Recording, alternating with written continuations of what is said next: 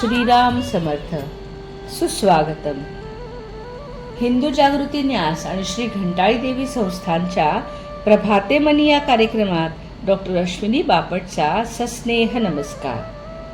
श्री ब्रह्मचैतन्य महाराज गोंदवलेकर प्रवचने. 5 जून. वैराग्य वाचून सारा परमार्थ लटका आहे. पक्ष्यांची पिले त्याच्या पंखाखाली वाढतात. त्याप्रमाणे घरातल्या माणसांना आपण प्रेमाच्या आश्रयात ठेवावे. आपण त्यांच्यावर प्रेम करतो याची जाणीव ज्याला असेल त्याचे दोष काढलेले त्याला बोचत नाहीत. आईने मुलाचे दोष त्याला सांगितले तरी त्याला त्याचे वाईट वाटत नाही. रोग्याच्या अंगातला ताप निघाला की त्याला शक्तीचे औषध लागू पडते, कारण शक्ती येणे हे स्वाभाविक आहे. त्याचप्रमाणे अंतःकरण शुद्ध झाले की परमार्थ सोपा बनतो.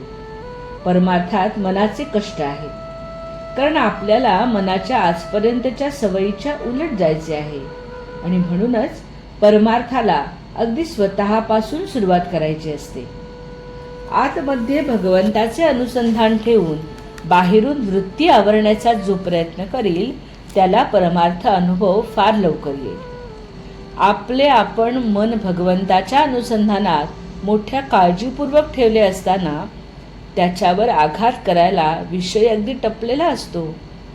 मन जरा भगवंतापासून बाजूला झाले की पुरे विषयाने त्याच्यावर घाला घातलाच म्हणून समजावे. साधकाने रात्रंदिवस अगदी डोळ्यात तेल घालून जपले पाहिजे.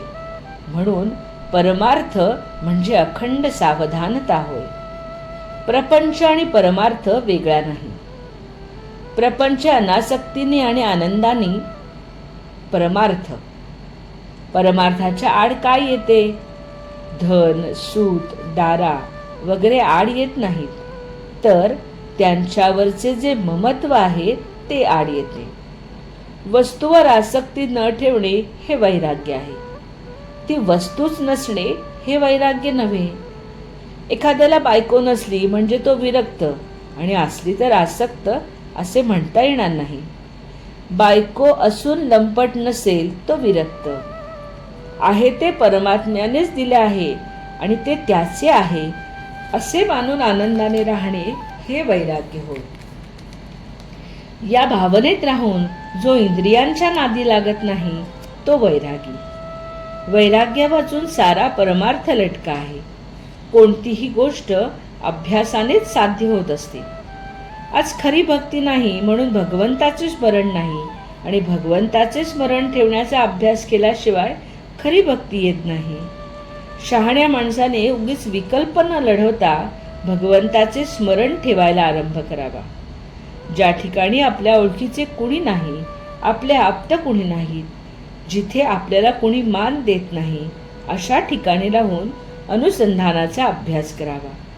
जिथे कोणी आपल्याला ओळखीचे नाही असे स्थान आपल्या अभ्यासाला फार चांगले असते. बोधवचन.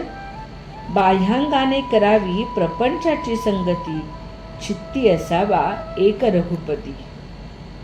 मंडळी, रामरायाचे आणि श्री घंटाळी देवीचे आशीर्वाद आपल्या कुटुंबावर अक्षय राहोत. जानकी जीवन स्मरण. जय जय श्रीराम.